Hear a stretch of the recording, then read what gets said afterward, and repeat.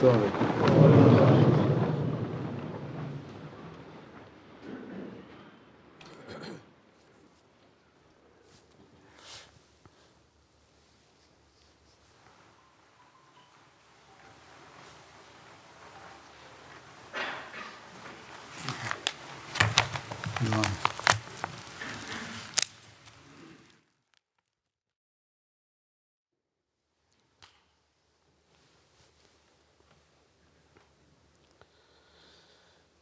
اللہ اکبر.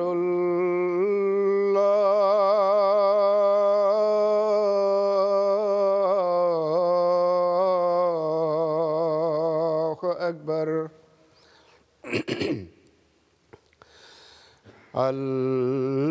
اللہ اکبر. اللہ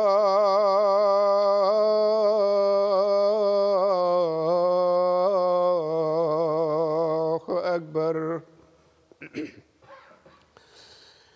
اشہد ان لا الہ الا اللہ. اشہد ان لا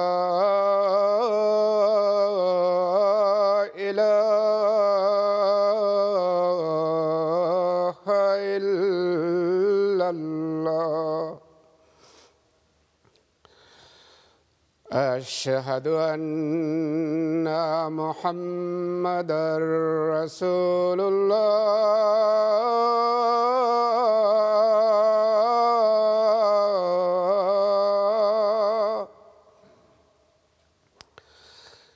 اشہد ان محمدًا رسول اللہ. حی علی الصلاۃ.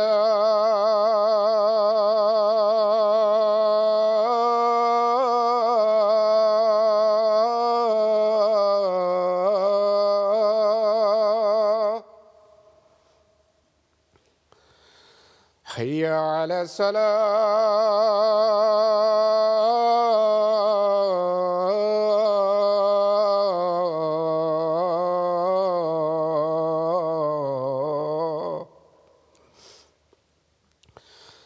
حی علی الفلاح.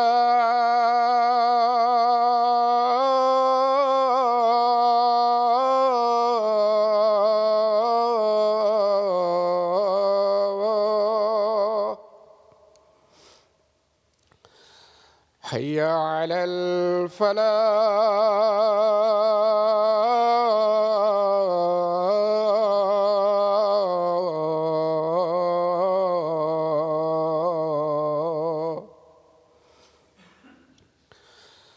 اللہ اکبر.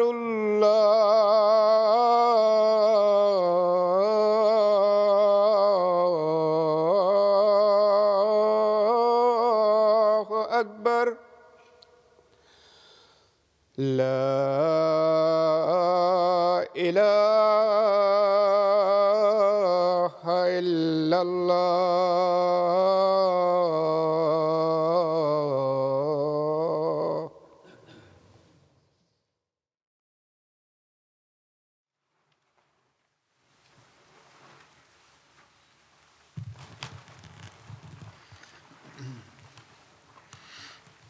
السلام علیکم ورحمۃ اللہ.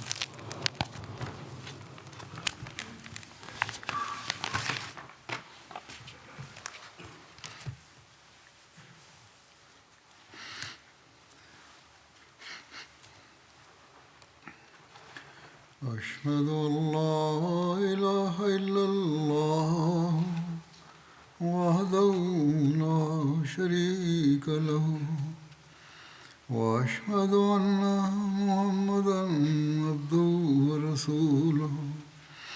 اما بعد فاعوذ باللہ من الشیطان الرجیم.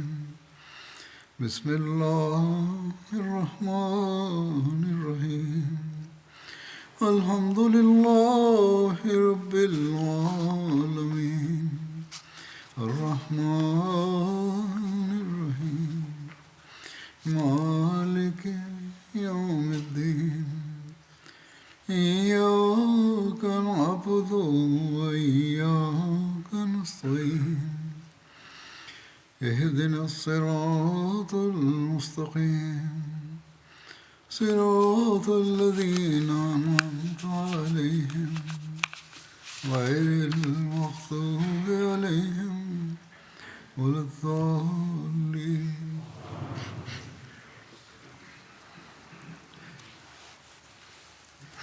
آج جن سرایہ کا ذکر ہوگا ان میں سے ایک سریہ عبداللہ بن رواحہ جو عسیر بن نظام کی طرف ہے، اس کا ذکر پہلے ہوگا. عبداللہ بن رواحہ کا یہ سریہ شوال 6 ہجری میں عسیر یا عسیر بن نظام کی طرف خیبر میں ہوا.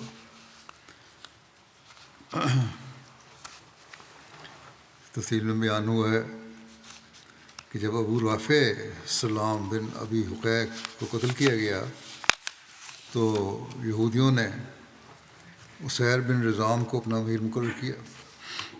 وہ یہود میں کھڑا ہو کر خطاب کرنے لگا کہ اللہ کی قسم محمد صلی اللہ علیہ وسلم جب بھی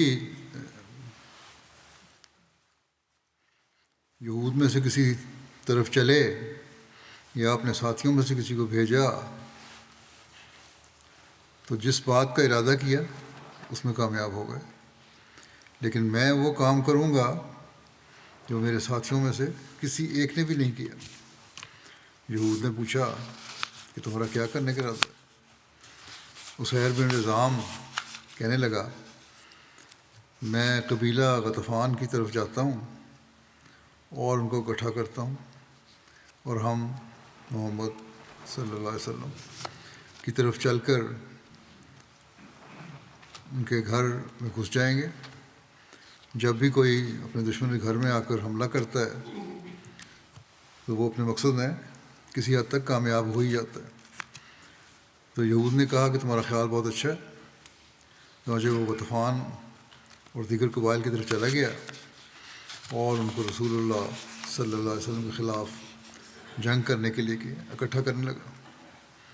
یہ خبر رسول اللہ صلی اللہ علیہ وسلم کو پہنچ گئی تو رسول اللہ صلی اللہ علیہ وسلم نے اس خبر کی حقیقت واضح کرنے کے لیے حضرت عبداللہ بن رواحہ کو 3 آدمیوں کے ساتھ ماہ رمضان میں خفیہ طور پر بھیجا.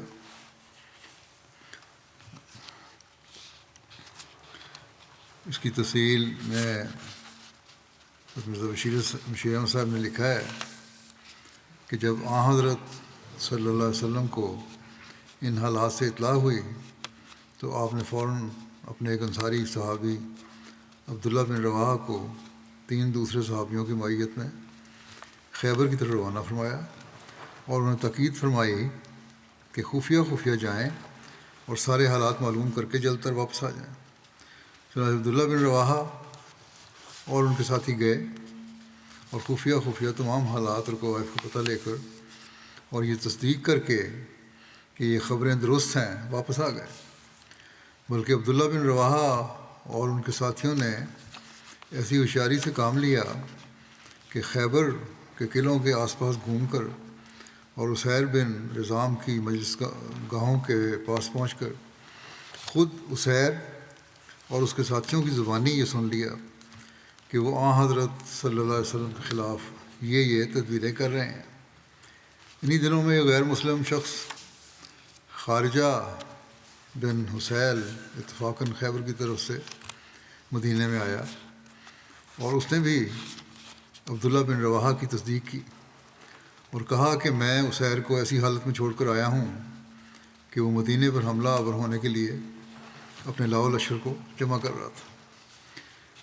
اس تصدیق کے بعد حضرت صلی اللہ علیہ وسلم نے عبداللہ بن رواحہ کی امارت میں 30 صحابہ کی ایک پارٹی خیبر کی طرف روانہ فرمائی اور روایت سے یہ نہیں پتہ چلتا کہ حضرت صلی اللہ علیہ وسلم نے اس پارٹی کو کیا ہدایات دے کر روانہ فرمایا تھا، مگر اس گفت و شنید سے جو خیبر میں عبداللہ بن رواحہ اور عسیر بن رضام میں ہوئی، یہ ظاہر ہوتا ہے کہ حضرت صلی اللہ علیہ وسلم کو منشا یہ تھا کہ عسیر کو مدینہ میں بلا کر اس کے ساتھ کوئی ایسا سمجھوتا کیا جائے جس سے اس فتنہ انگیزی کا سلسلہ رک جائے اور ملک میں امن و امان کی صورت پیدا ہو۔ اس خواہش میں آپ اس حد تک تیار تھے کہ اگر عسیر کو خیبر کے علاقے کا امیر تک تسلیم کرنا پڑے تو تسلیم کر لیا جائے، بشرطے کہ آئندہ کے لیے مسلمانوں کے خلاف اپنی فتنہ انگیزی سے باز آ جائے۔ جب عبداللہ بن رواحہ کی پارٹی خیبر پہنچی تو سب سے پہلے انہوں نے عسیر بن رضام سے دوران گفتگو کے لیے امن و امان کا عہد لیا، جس سے ظاہر ہوتا ہے کہ اس وقت خطرہ اس قدر بڑھ چکا تھا کہ مسلمان سمجھتے تھے کہ کہیں اس گفت و شنید کے درمیان ہی عسیر کی طرف سے کوئی غداری کی صورت نہ پیدا ہو جائے۔ عسیر نے اقرار کیا ایسا نہیں ہوگا، ٹھیک ہے معاہدہ کرتا ہوں، مگر ساتھ ہی اپنی شرم رکھنے کے لیے اسی قسم کا معاہدہ عہد عبداللہ بن رواحہ سے بھی لیا کہ ان کو وہ بھی کوئی نقصان نہیں پہنچائیں گے، اور عبداللہ بن رواحہ کی طرف سے اس معاملے میں پہل ہونا ظاہر کرتا ہے کہ اصل خطرہ کس کی طرف سے تھا۔ بہرحال اس قول و اقرار کے بعد عبداللہ بن رواحہ نے عسیر سے گفتگو شروع کی، جس کا معال یہ تھا، مقصد اس کا یہ تھا کہ حضرت صلی اللہ علیہ وسلم تمہارے ساتھ ایک امن و امان کا معاہدہ کرنا چاہتے ہیں تاکہ یہ آپس کی جنگ رک جائے، اور اس کے لیے بہترین صورت یہ ہے کہ تم خود مدینے میں چل کر حضرت صلی اللہ علیہ وسلم سے بالمشافہ بات کرو۔ اگر اس قسم کا معاہدہ ہو گیا تو میں امید کرتا ہوں کہ رسول اللہ صلی اللہ علیہ وسلم تمہارے ساتھ احسان کا معاملہ کریں گے، اور ممکن ہے کہ تمہیں خیبر کا باقاعدہ رئیس تسلیم کر لیا جائے۔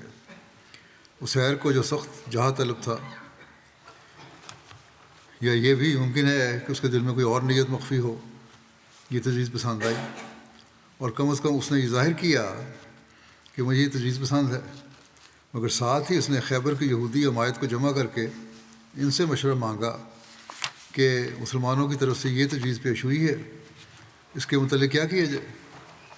یہود نے جو اسلام کے خلاف عامیانہ عداوت میں اندھے ہو رہے تھے، عام طور پر اس تجویز کی مخالفت کی، اور عسیر کو اس ارادے سے باز رکھنے کی غرض سے کہا کہ ہمیں امید نہیں کہ محمد صلی اللہ علیہ وسلم تمہیں خیبر کا امیر تسلیم کریں۔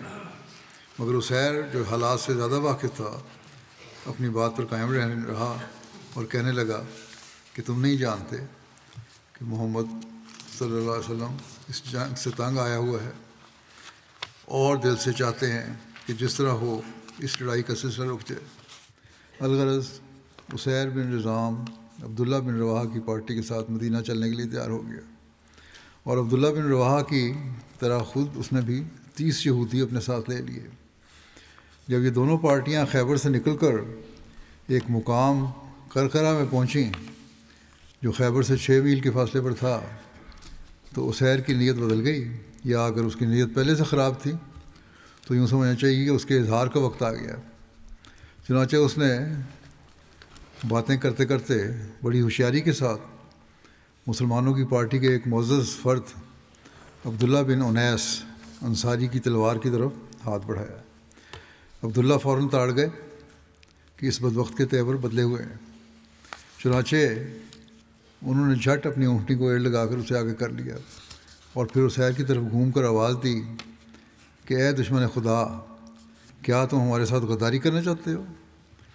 عبداللہ بن انیس نے 2 دفعہ یہ الفاظ دہرائے، مگر عسیر نے کوئی جواب نہیں دیا، اور نہ ہی اس نے اپنی کوئی بریت کی، بلکہ وہ سامنے سے جنگ کے لیے تیار تھا۔ یہ غالباً یہودیوں میں پہلے سے مقرر شدہ اشارہ تھا کہ ایسا موقع آئے تو سب مل کر مسلمانوں پر ٹوٹ پڑیں۔ چنانچہ اسی جگہ عین رستے میں مسلمانوں اور یہودیوں میں تلوار چل گئی، جنگ شروع ہو گئی، اور گو دونوں پارٹیاں تعداد میں برابر تھیں اور یہودی لوگ پہلے سے ذہنی طور پر تیار تھے، اور مسلمان بالکل بے ارادہ تھے، جنگ کا کوئی ارادہ نہیں تھا ان کا، مگر خدا کا ایسا فضل ہوا کہ بعض مسلمان زخمی تو بے شک ہوئے مگر ان میں سے کسی جان کا نقصان نہیں ہوا، لیکن دوسری طرف سارے یہودی اپنی غداری کا مزہ چکھتے ہوئے خاک میں مل گئے۔ جب صحابہ کی یہ پارٹی مدینہ میں واپس پہنچی اور حضرت صلی اللہ علیہ وسلم کو حالات سے اطلاع ہوئی تو آپ نے مسلمانوں کے صحیح سلامت بچ جانے پر خدا کا شکر کیا اور فرمایا قد نجاکم اللہ من القوم الظالمین، شکر کرو خدا نے تمہیں اس ظالم پارٹی سے نجات دی۔ اس واقعہ کے متعلق بعض مسیحی مورخین نے یہ اعتراض کیا ہے کہ گویا عبداللہ بن رواحہ کی پارٹی اسیر وغیرہ کو خیبر سے اسی نیت سے نکال کر لائی تھی کہ راستے میں موقع پا کر انہیں قتل کر دیا جائے، مگر یہ اعتراض مغربی سینہ زوری کے ایک ناگوار مظاہرے کے سوا کچھ نہیں رکھتا، جو چاہے ان کے دل میں وہ کہہ دیتے ہیں یہ اسلام پہ اعتراض کرنے والے، کیونکہ جیسا کہ اوپر بیان کیا جا چکا ہے کہ تاریخ میں اس بات کا کوئی ثبوت نہیں ملتا کہ مسلمان اس نیت سے وہاں گئے تھے، بلکہ غور کیا جائے تو قطع نظر دوسرے شواہد کے صرف عبداللہ بن انیس کی یہ الفاظ ہی کہ اے دشمن خدا کیا غداری کی نیت ہے، اور پھر حضرت صلی اللہ علیہ وسلم کے یہ الفاظ کہ شکر کرو کہ خدا نے تمہیں اس ظالم پارٹی سے نجات دی، اس بات کے ثابت کرنے کے لیے کافی ہیں کہ مسلمانوں کی نیت بالکل صاف اور پرامن تھی، اور جو کچھ ہوا وہ محض اس غداری کا نتیجہ تھا جو یہودی لوگ حسب عادت مسلمانوں کے ساتھ کرنا چاہتے تھے، مگر جسے خدا نے اپنے فضل سے خود ہی ان پر الٹا دیا۔ بہرحال یہ انجام ہوا ہے سریہ کا۔ پھر ہے سریہ عمر بن امیہ زمری، ابو سفیان کی طرف یہ کیا تھا۔ ابن ہشام، ابن کثیر اور طبری وغیرہ نے اس سریہ کو 4 ہجری کے ضمن میں واقعہ رجیع کے بعد بیان کیا ہے، لیکن ابن سعد نے اس سریہ کو 6 ہجری کے سرایہ کی ذیل میں بیان کیا ہے، اور زرقانی نے بھی ابن سعد کو ترجیح دیتے ہوئے 6 ہجری کے ذیل میں اس سریہ کو بیان کیا ہے۔ غزنی بشیر احمد صاحب نے بھی سیرت خاتم النبیین میں اس سریہ کو 6 ہجری میں بیان کیا ہے، اور تفصیل میں لکھا ہے کہ اس سریہ کی تاریخ کے متعلق مورخین میں اختلاف ہے۔ ابن ہشام اور طبری اسے 4 ہجری میں بیان کرتے ہیں، مگر ابن سعد نے اسے 6 ہجری میں لکھا ہے، اور علامہ قسطلانی اور زرقانی نے ابن سعد کی روایت کو ترجیح دی ہے، لہذا لکھتے ہیں کہ میں نے بھی اسے 6 ہجری میں بیان کیا ہے، واللہ عالم۔ ابن سعد کی روایت ہے، روایت کے مفہوم کی تائید بہقی نے بھی کی ہے، مگر اس میں اس واقعے کے زمانے کا پتہ نہیں چلتا۔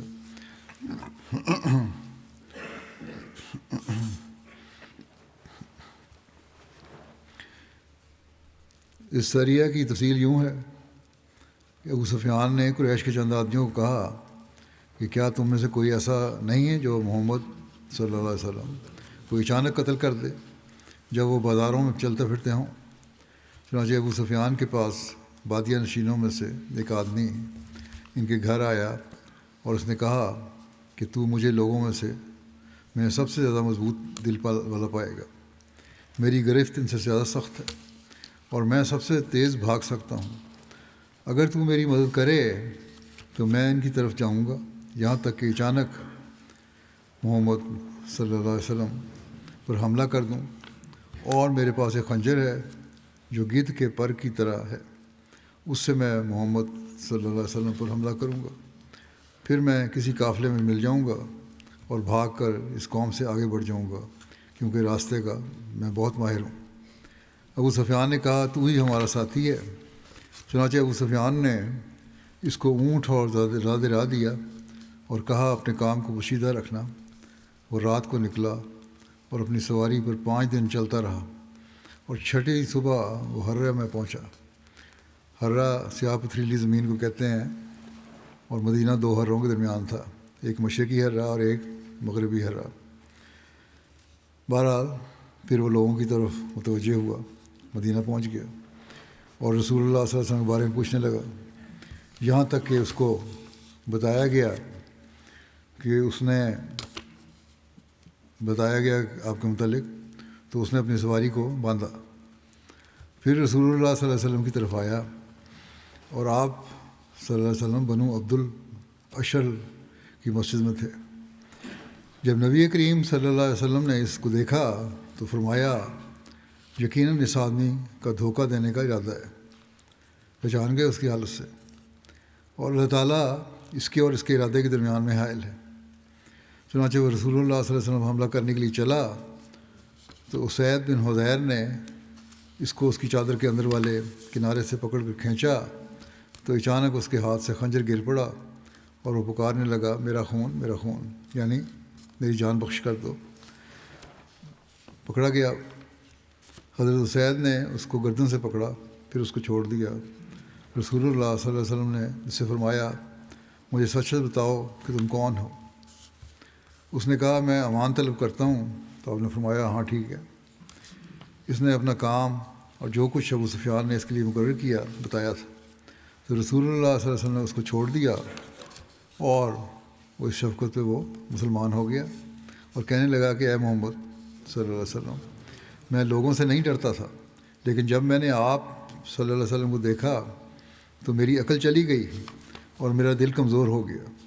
پھر میں اپنے اس ارادے پر آگاہ ہوا جو میرا عزم تھا، جس کے بارے میں کئی سوار کوشش کر چکے تھے مگر کوئی کامیاب نہ ہوا۔ میں نے جان لیا کہ آپ کی حفاظت کی گئی ہے اور یقیناً آپ حق پر ہیں، یعنی اللہ تعالیٰ آپ کی حفاظت کرتا ہے، اور ابو سفیان کا لشکر شیطان کا لشکر ہے۔ اس پر رسول اللہ صلی اللہ علیہ وسلم مسکرانے لگے۔ پھر وہ آدمی چند دن ٹھہرنے کے بعد رسول اللہ صلی اللہ علیہ وسلم سے اجازت لے کر چلا گیا۔ اس کے بعد اس آدمی کا کوئی ذکر نہیں سنا گیا، تاریخ میں باقی بعد میں اس کا ذکر نہیں آتا۔ رسول اللہ صلی اللہ علیہ وسلم نے عمر بن امیہ اور سلمہ بن اسلم کو ابو سفیان بن حرب کی طرف بھیجا اور فرمایا، اگر تم دونوں اس کو غفلت کی حالت میں پاؤ تو اس کو قتل کر دینا۔ وہ یہ ارادے کر رہا ہے تو پھر ٹھیک ہے، اس کا علاج بھی یہی ہے کہ اس کو ختم کر دیا جائے تاکہ یہ جھگڑا ختم ہو۔ ابن ہشام نے بیان کیا ہے کہ رسول اللہ صلی اللہ علیہ وسلم نے عمر بن امیہ کے ساتھ جبار بن صخر انصاری کو بھیجا تھا۔ بس یہ دونوں وہاں سے چلے یہاں تک کہ مکے کے قریب پہنچ گئے، اور ان دونوں نے اپنے دونوں اونٹوں کو یاجج کی گھاٹیوں میں سے ایک گھاٹی میں چھپا دیے جو مکے سے 8 میل کے فاصلے پر تھی۔ پھر رات کو مکے میں داخل ہوئے۔ حضرت جبار بن یا سلمہ نے عمر کو کہا، کاش کہ ہم بیت اللہ کا طواف کر لیتے اور 2 رکعت نماز پڑھ لیتے۔ عمر نے کہا، یہ لوگ جب رات کا کھانا کھا لیتے ہیں تو اپنے صحنوں میں بیٹھ جاتے ہیں، اگر وہ مجھے دیکھیں گے تو پہچان لیں گے۔ میں مکے میں سفید اور سیاہ گھوڑے سے بھی زیادہ مشہور ہوں، یعنی مجھے بہت لوگ جانتے ہیں، پہچان میری ہے ان کو۔ عمر کے ساتھی نے کہا کہ ہرگز نہیں، انشاءاللہ ہم جائیں گے۔ عمر نے بیان کیا کہ اس نے میری بات ماننے سے انکار کر دیا۔ تو پھر ہم نے بیت اللہ کا طواف کیا اور نماز پڑھی، چلے گئے۔ پھر کہتے ہیں کہ ہم ابو سفیان کا ارادہ کر کے نکلے، جس مقصد کے لیے آئے تھے پورا کرنے کے لیے۔ کہتے ہیں کہ اللہ کی قسم، ہم مکہ میں چل رہے تھے کہ اچانک مکہ والوں میں سے ایک آدمی نے مجھے دیکھ کر پہچان لیا۔ ابن سعد نے بیان کیا ہے کہ وہ معاویہ بن ابی سفیان تھا جس نے پہچانا تھا۔ تو معاویہ نے کہا، اللہ کی قسم، عمر بن امیہ کسی شر کے لیے ہی آیا۔ اس نے قریش کو بتا دیا، چنانچہ وہ عمر سے خوفزدہ ہو گئے۔ قریش کو جب پتہ لگا تو خوفزدہ ہوئے اور تلاش کرنے کے لیے نکل پڑے۔ عمر کہتے ہیں کہ میں نے اپنے ساتھی کو کہا کہ جلدی بھاگ چلو، چنانچہ ہم نکل کر تیزی سے دوڑنے لگے، یہاں تک کہ ہم ایک پہاڑ پر چڑھ گئے اور وہ ہماری تلاش میں نکلے اور ہم پہاڑ پر چڑھ گئے تھے۔ وہ ہم سے مایوس ہو گئے تو ہم واپس آئے اور پہاڑ کی ایک غار میں داخل ہو گئے۔ ہم نے اس میں رات گزاری اور ہم نے پتھر لیے اور اپنے ارد گرد جمع ترتیب سے جوڑ لیے۔ جب صبح ہوئی تو ہمارے پاس قریش کا ایک آدمی آیا۔ وہاں دیکھا ایک پھر رہا تھا قریش کا آدمی. ابن سعد کے نزدیک وہ عبید اللہ بن مالک بن عبید اللہ تیمی تھا. بہرحال لیکن ابن اسحاق کے نزدیک وہ عثمان بن مالک عبداللہ تھا. کہتے ہیں کہ وہ اپنے گھوڑے کو ہانک رہا تھا. وہ ہمارے پاس غار کے ارد گرد تھا اور ہم غار میں تھے. چنانچہ میں نے کہا کہ اگر اس نے ہمیں دیکھ لیا تو یہ چیخ کر پڑے گا اور ہم پکڑے جائیں گے اور قتل کر دیے جائیں گے، یعنی وہ بلا لے گا کفار کو.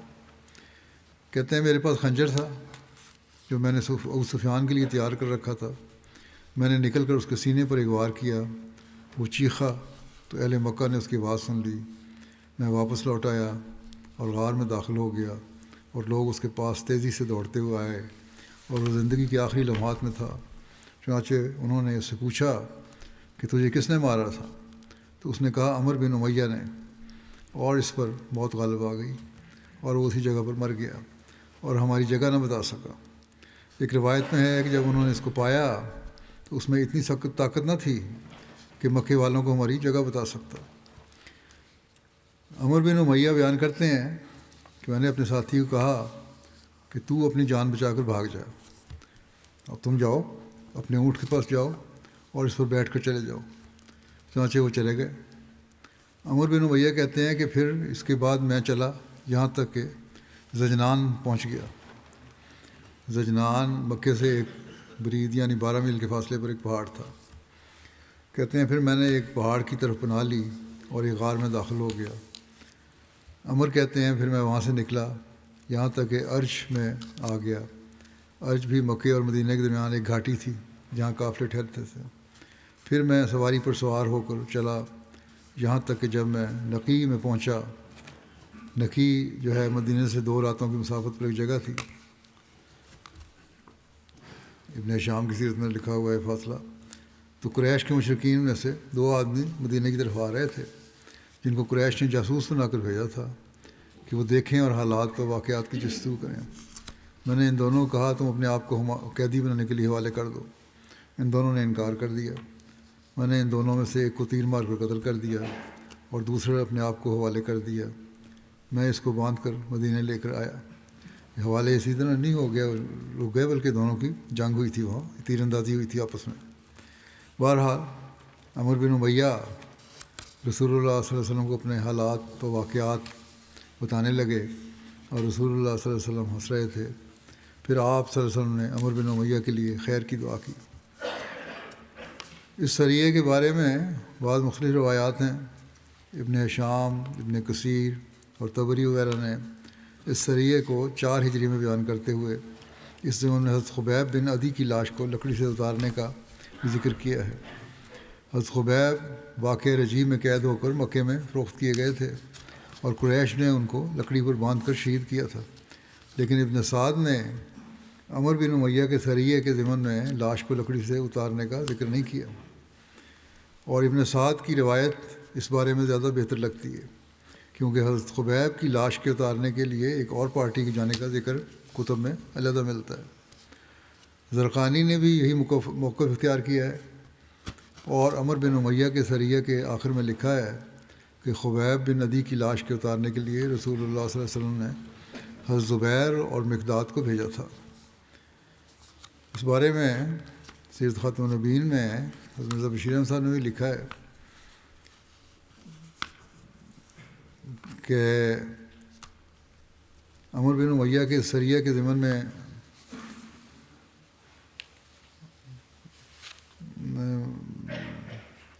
خبیب بن عدی کی لاش کو لکڑی سے اتارنے والے واقعے کا کوئی ذکر نہیں کیا.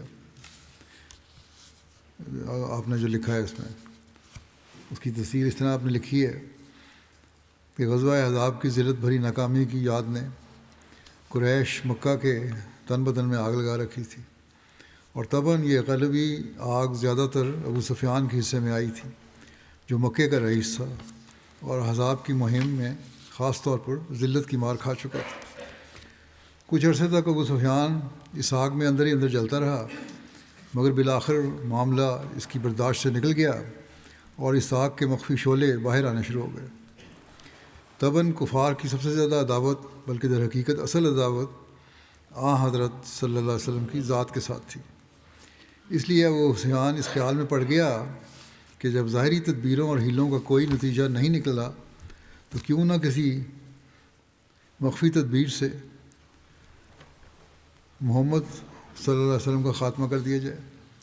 وہ جانتا تھا کہ حضرت صلی اللہ علیہ وسلم کے ارد گرد کوئی خاص پہرا نہیں رہتا، بلکہ بعض اوقات آپ بالکل بے حفاظتی کی حالت میں ادھر ادھر آتے جاتے تھے، شہر کے گلی کوچوں میں پھرتے تھے، مسجد میں روزانہ کم از کم 5 وقت نمازوں کے لیے تشریف لاتے، اور سفروں میں بالکل بے تکلفانہ اور آزادانہ طور پر رہتے تھے۔ اس سے زیادہ اچھا موقع کسی کرایہ دار قاتل کے لیے کیا ہو سکتا تھا؟ یہ خیال آنا تھا کہ ابو سفیان نے اندر ہی اندر حضرت صلی اللہ علیہ وسلم کے قتل کی تجویز پختہ کرنی شروع کر دی۔ جب وہ پورے عزم کے ساتھ اس ارادے پر جم گیا تو اس نے ایک دن موقع پا کر اپنے مطلب کے چند قریش نوجوانوں سے کہا کہ کیا تم میں سے کوئی اصل جوان مرد نہیں جو مدینے میں جا کر خفیہ محمد صلی اللہ علیہ وسلم کا کام تمام کر دے؟ تم جانتے ہو کہ محمد کھلے طور پر مدینہ کی گلیوں کوچوں میں پھرتا ہے۔ ان نوجوانوں نے اس خیال کو سنا اور لے اڑے۔ ان کو پسند آیا یہ کہ ابھی زیادہ دن نہیں گزرے تھے کہ ایک دن ایک بدوی نوجوان ابو سفیان کے پاس آیا اور کہنے لگا کہ میں نے آپ کی تجویز سنی ہے اور میں اس کے لیے حاضر ہوں۔ پہلے جس طرح واقعہ بیان ہوا ہے، اس واقعے کو حضرت مرزا بشیر احمد صاحب نے بیان کیا ہے۔ اس نے یہ بھی کہا کہ میں مضبوط دل والا ہوں، پختہ کار انسان ہوں، جس کی گرفت سخت اور حملہ فوری ہوتا ہے۔ اگر آپ مجھے اس کام کے لیے مقرر کر کے میری مدد کریں تو میں محمد صلی اللہ علیہ وسلم کو قتل کرنے کے لیے کی غرض سے جانے کے لیے تیار ہوں۔ میرے پاس ایک ایسا خنجر ہے جو شکاری گدھ کے مخفی پروں کی طرح رہے گا۔ میں محمد صلی اللہ علیہ وسلم پر حملہ کروں گا اور پھر بھاگ کر کسی قافلے میں مل جاؤں گا اور مسلمان مجھے پکڑ نہیں سکیں گے۔ وہی واقعہ جو بیان کر رہا ہے پہلے ہوا ہے اسی کو بیان کیا اس نے، آپ نے بھی اس کو دوبارہ لکھا ہے۔ پھر کہنے لگا کہ میں مدینے کے راستے کا خوب ماہر ہوں۔ ابو سفیان نے کہا کہ بس تم ہمارے مطلب کے آدمی ہو۔ اس کے بعد ابو سفیان نے اسے ایک تیز روا اونٹنی اور زاد راہ وغیرہ دے کر رخصت کیا اور تاکید کی کہ اس راز کو کسی پر ظاہر نہ ہونے دینا۔ مکے سے رخصت ہو کر یہ شخص دن کو چھپتا ہوا اور رات کو سفر کرتا ہوا مدینے کی طرف روانہ ہوا اور چھٹے دن مدینے پہنچ گیا اور حضرت صلی اللہ علیہ وسلم کو پتہ لیتے ہوئے سیدھا قبیلہ بنی عبد الاشر کی مسجد میں پہنچا۔ آپ اس وقت تشریف لے گئے ہوئے تھے، چنانچہ ان ایام میں نئے سے نئے آدمی مدینہ میں آتے رہتے تھے، اس لیے کسی مسلمان کو اس کے متعلق شبہ نہیں ہوا۔ مگر جو ہی حضرت صلی اللہ علیہ وسلم نے اسے اپنی طرف آتے دیکھا، مسجد میں تشریف تھے، آپ لے گئے تھے، آپ نے فرمایا کہ شخص کسی بری نیت سے آیا ہے۔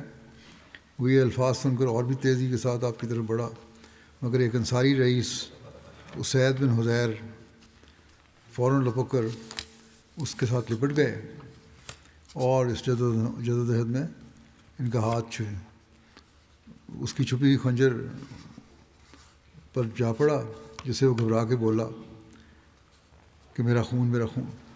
اور یہاں انہوں نے مزید تفصیل لکھی ہے کہ یہ صرف چادر نہیں کھینچی تھی بلکہ باقاعدہ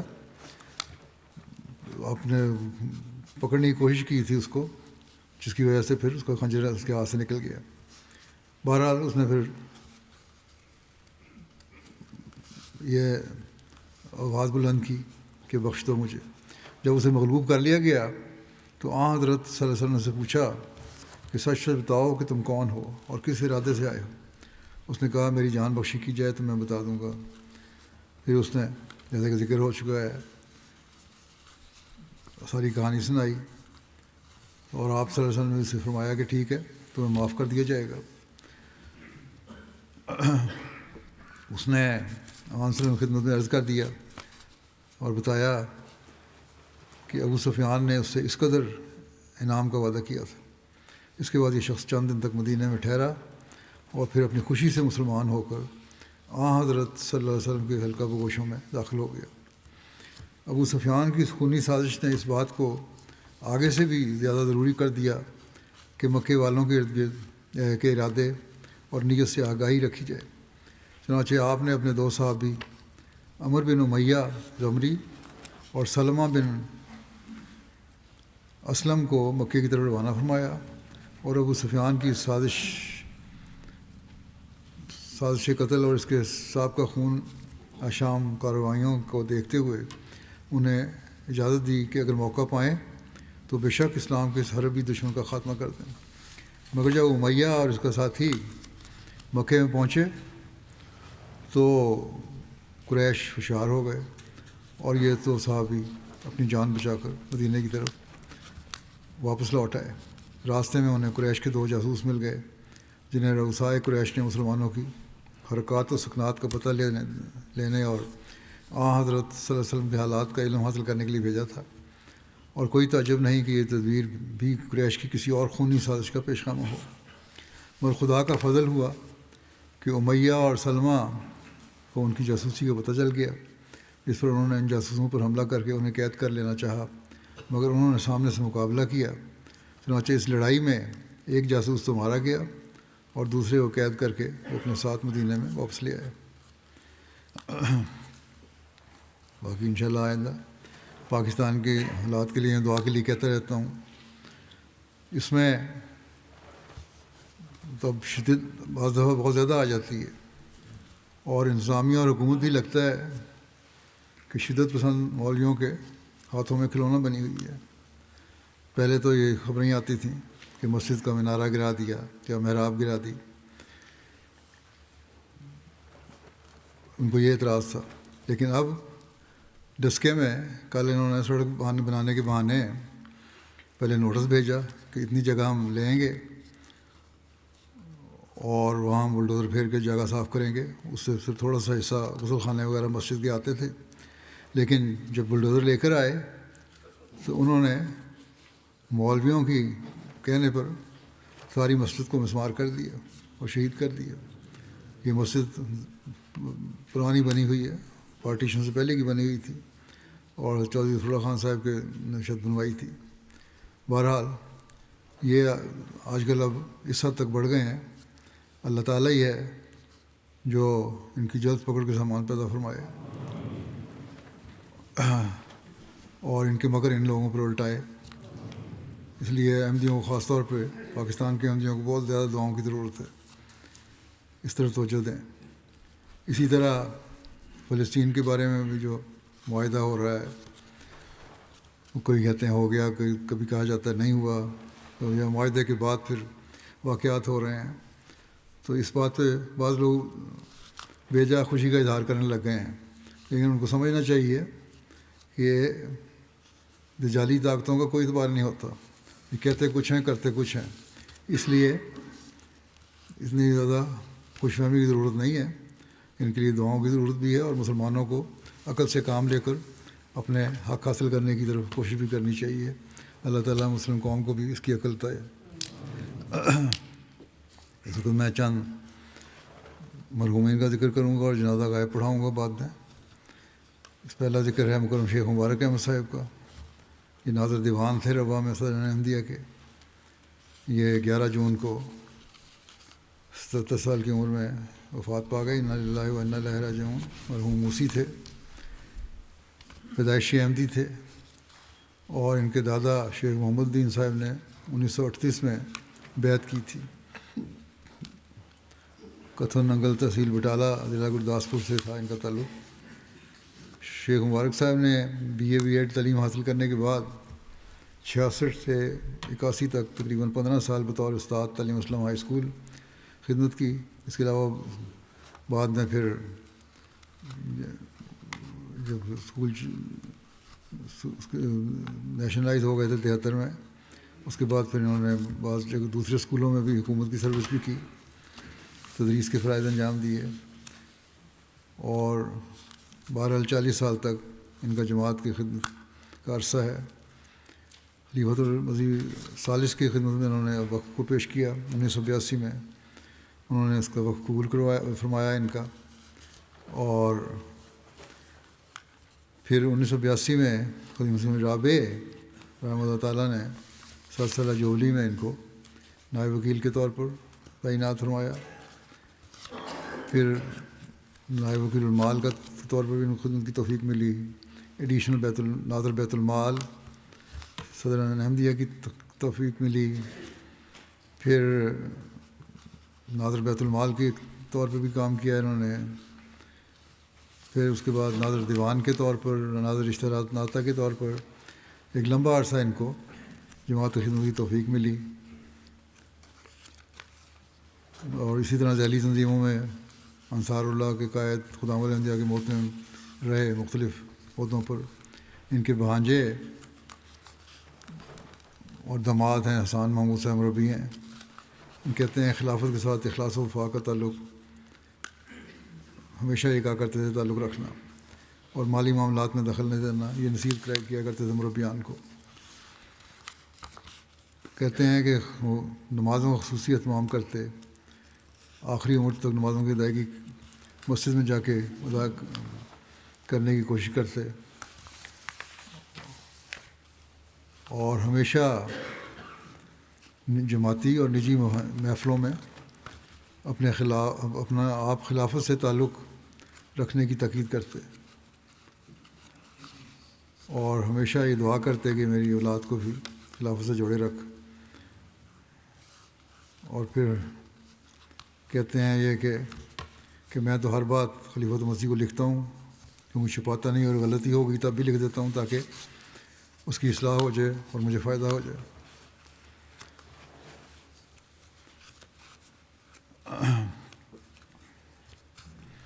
اللہ تعالیٰ کے فضل سے وقف کو انہوں نے خوب نبھایا ہے، میں نے بھی دیکھا، میرے ساتھ بھی کام کیا انہوں نے، میں بھی جو انجمن میں تھا۔ ہمیشہ ایک مثال تھے دین کو دنیا پر مقدم رکھنے کی، سادہ رہنا، سادگی سے زندگی گزارنا اور اپنا وقت پورا دینا۔ اکثر یہ ہوتا تھا کہ دورہ کیا اور دورہ کر کے واپس آئے، دفتر کو اٹینڈ کیا اور شام کو پھر دورے پہ چلے گئے، اور یہی کوشش ہوتی تھی کہ مجھے خدمت کا موقع ملتا رہے۔ کبھی کسی نے ان کے بچوں میں سے آرام کا مشورہ دیا، کچھ بیمار بھی ہو گئے تھے، تو انہوں نے کہا کہ میری ریٹائرمنٹ میری وفات پر ہی ہوگی۔ دفتر کے کارکنان بھی ان سے بہت خوش تھے، کہتے ہمیشہ ہمارا خیال رکھتے، ہر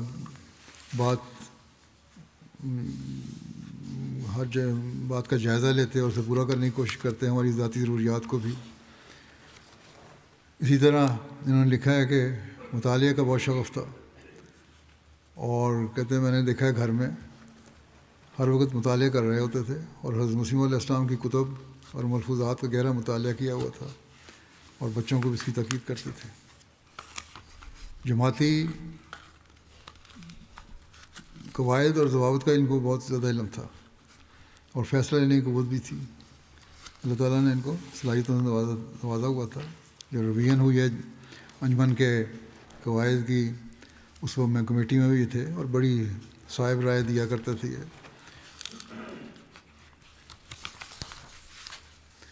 انسپیکٹر بیت المال ہیں کراچی کے سید داؤد احمد، کہتے ہیں 23 سال کا عرصہ وزارت مال آمد میں شیخ صاحب کی زیر نگرانی کام کیا، بڑے ہی پیارے انداز میں ہمیں کام لیتے، جہاں غلطی ہوتی وہاں سمجھاتے، جہاں اچھا کام کرتے حوصلہ افزائی فرماتے۔ دفتر کا ہر کارکن یہی سمجھتا کہ مجھ سے شیخ صاحب کا خاص تعلق ہے، ہر کارکن کی گھریلو اور فیلڈ کی پریشانیوں پر نظر رکھتے، اور جس قدر ممکن ہوتا تعاون کرتے۔ اللہ تعالیٰ اسے مغفرت اور رحم کا سلوک فرمائے۔ ان کی 6 بیٹیاں اور 1 بیٹا ہے، 1 اہلیہ ہیں۔ دوسرا ذکر ہے مکرم محمد منیر عدیلوی صاحب قطر کا، جن کی گزشتہ دنوں وفات ہوئی ہے 76 سال کی عمر میں، انا للہ و انا الیہ راجعون۔ ان کے 3 بیٹے اور 1 بیٹی ہیں جو سب قطر میں مقیم ہیں۔ مسلم دروبی صاحب کہتے ہیں کہ ان کے ذریعہ ہی میں نے اور میرے بھائی نے احمدیت قبول کی۔ وہ فعال، مبلغ، مقرر، دانشور اور احمدی تبلیغی علوم کے مصنف تھے۔ 1984 کے شروع میں بیعت کی، جب انہوں نے حضرت خلیفۃ مسیح رابع رحمۃ اللہ سے ملاقات کی، تو پھر یہاں لندن میں لمبا عرصہ قیام کیا اور لقاء مع العرب کے کچھ پروگراموں اور بعض دیگر پروگراموں کا ترجمہ بھی کیا۔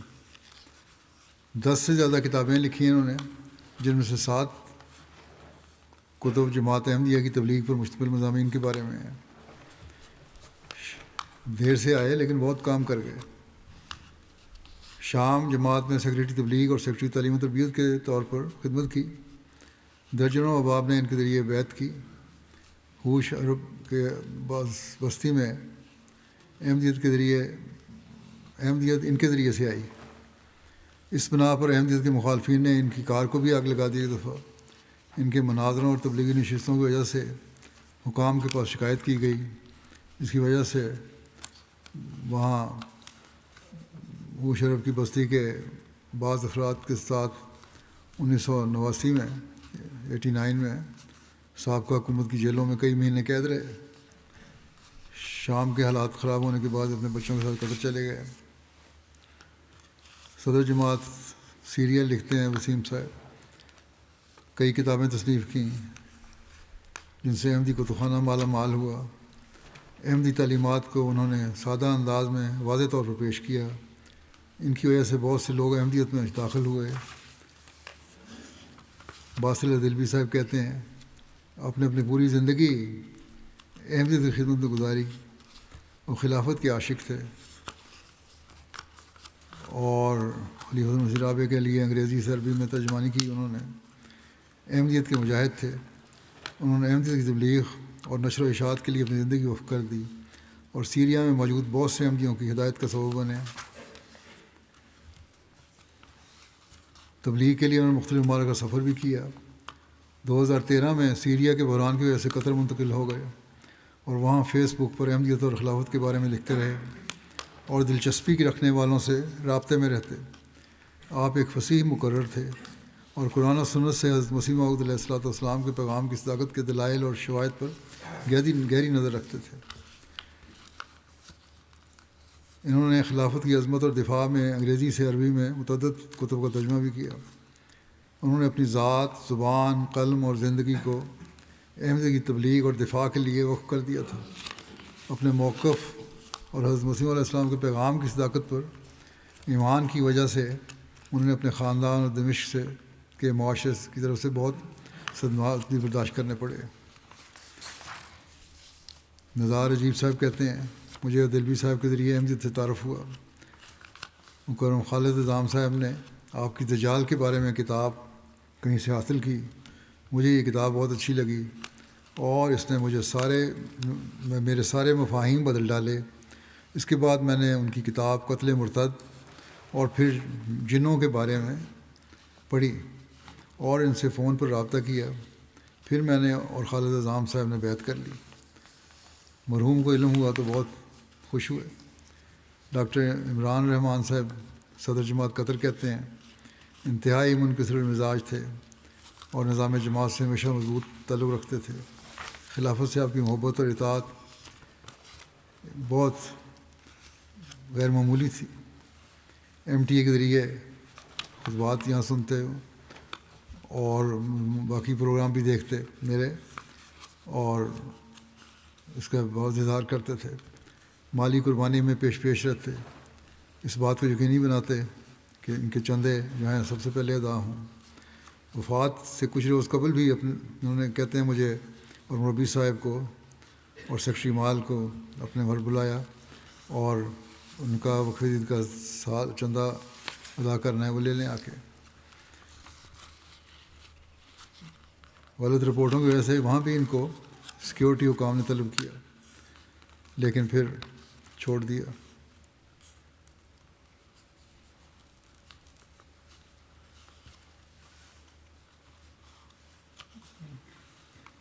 اچھا نہیں، یہ پرانی بات بتا رہے ہیں کہ 1988 میں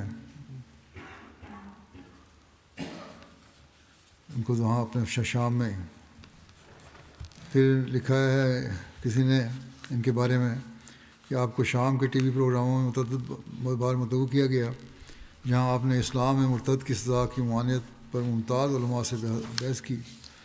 اس بات پر آپ کو جان سے مارنے کی دھمکیاں بھی موصول ہوئیں۔ جن میں سے کچھ آن لائن شائع بھی ہوئیں۔ آپ ایک فیس بک صفحہ بھی چلاتے تھے جہاں حضرت مسیح علیہ السلام کی تحریرات سے اقتباسات شیئر کیے جاتے تھے، جسے احمدی اور غیر احمدی دونوں ہی فالو کرتے تھے۔ آپ نے اپنی پوری زندگی اپنی آخری سانس تک اپنے قلم اور الفاظ کے ساتھ ثابت قدم رہتے ہوئے گزاری۔ ان کی بنیادی فکر حضرت مسیح علیہ السلام کا پیغام پہنچانا اور دنیا میں اللہ کا سچا دین پھیلانا تھا۔ جہاں بھی موقع ملتا وہاں بیٹھ کر گفتگو کو احمدیت اور حضرت مسیح علیہ السلام کی صداقت اور آپ کے پیغام کی تبلیغ کی طرف موڑنے کا موقع حاصل نہیں جانے دیتے تھے۔ اللہ تعالیٰ سے مغفرت و رحم کو سلوک فرمائے کہ بچوں کو بھی نیکیوں پہ قائم رکھے، درجات بلند فرمائے۔ تیسرا ذکر ہے عبدالباری طارق صاحب کا، جو کمپیوٹر سیکشن وقف جدید ربا کے انچارج تھے۔ ان کی گزشتہ دنوں وفات ہو گئی، انا للہ و انا الیہ راجعون۔ صدر صاحب وقف جدید نے لکھا ہے کہ احمدیت کا نفوذ ان کے پردادا مکرم چودھری محمد یار صاحب ساکن گھٹیالیاں ضلع سیالکوٹ کے ذریعے ہوا۔ انہوں نے 1903 میں خط کے ذریعے بیعت کر کے احمدیت قبول کی۔ مرحوم کے دادا چودھری غلام قادر صاحب پیدائشی احمدی تھے۔ انہوں نے M S C computer science کی تعلیم پائی، پھر کراچی میں ملازمت کرتے رہے۔ پھر ان کو کینسر کی بیماری ہو گئی اور اس سے صحت یاب ہوئے۔ پھر دوبارہ کینسر عود کر آیا۔ پھر انہوں نے رابع کی خدمت میں لکھا، انہوں نے ان کو ہومیوپیتھی دوائی بھی بھیجی اور ہومیو علاج کو باقی اور علاج کا کہا ان کو۔ ساتھ ہی انہوں نے وقف کے لیے بھی درخواست کی تھی، جسے حضرت رابع رحمۃ اللہ نے منظور فرمایا اور ان کو وہاں طریق جدید میں بھیج دیا۔ پھر وقف جدید میں ان کی تقرری ہو گئی۔ تمام دفاتر کو کمپیوٹرائز کرنے کے علاوہ دیگر ادارہ جات جو ہیں جماعت کے، وہاں بھی انہوں نے بہت کام کیا۔ بلکہ بیرون پاکستان احمدی ہسپتال کانو نائجیریا اور احمدی ہسپتال بینین کو کمپیوٹرائز کرنے کی بھی توفیق ملی۔ ان کے کانو کے ڈاکٹر صاحب نے تو لکھا ہے کہ ہم نے کمپیوٹرائز کرنا چاہتے تھے جہاں لاکھوں کا خرچہ تھا، اور سستے سے سستا بھی ہزاروں ڈالروں میں ہمیں ایسٹیمیٹ ملا تھا، لیکن انہوں نے وہاں آئے، ایک مہینہ رہ کے بہت معمولی رقم پہ ہمارا سارا کام کر دیا۔ ان کے پسماندگان میں والدہ، اہلیہ، ایک بیٹا اور 5 بھائی ہیں اور بہنیں شامل ہیں۔ جب انہوں نے وقف کیا، بیماری کے بعد صحت یاب ہوئے، انہوں نے عہد کیا تھا کہ صحت یاب ہو کے وقف کروں گا۔ صحت یاب ہوئے اور پھر انہوں نے 21 سال تک جو عرصہ ہے وقف کا، وہ بے نفس ہو کے کام کیا، نہ دن رکھا رات دیکھی، اور ایسا نمونہ قائم کیا واقفین کے لیے جو ان کے لیے بھی قابل تقلید ہے۔ انصار اللہ مرکزیہ میں بھی انہوں کے قائد کے طور پر کام کر رہے تھے، وہیں جانے کے لیے تیار ہو رہے تھے تو ان کو ہارٹ اٹیک ہوا اور وفات ہو گئی۔ صدر انصار اللہ ڈاکٹر سلطان صاحب کہتے ہیں، آپ تنظیم، سلسلہ اور خلافت کے نہایت وفادار وجود تھے، اور انہوں نے اپنے وقت کو پوری وفات سے نبھایا۔ وہ خدمت دین میں ہمہ مصروف رہنے میں ہی آپ کی خوشی میں ہی اپنے آپ کو خوش محسوس کرتے اور ذمہ داری کو ادا کرنے میں راحت محسوس کرتے۔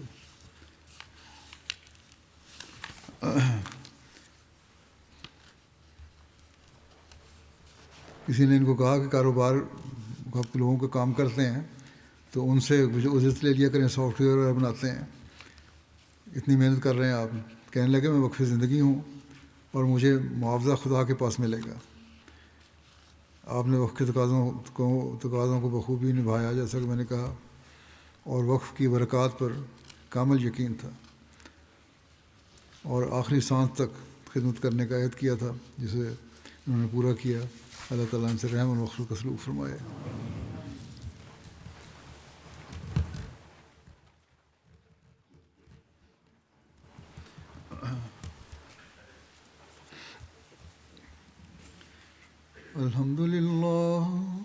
الحمد لله نحمده ونستعينه ونستغفره ونؤمن به ونتوكل عليه ونعوذ بالله من شرور أنفسنا ومن سيئات أعمالنا من يهده الله فلا مضل له ومن يضلل فلا هادي له ونشهد أن لا إله إلا الله ونشهد أن محمدا عبده ورسوله عباد الله رحمكم الله إن الله يأمر بالعدل والإحسان وإيتاء ذي القربى وينهى عن الفحشاء والمنكر والبغي يعظكم لعلكم تذكرون اذكروا الله يذكركم وادعوه يستجب لكم ولذكر الله أكبر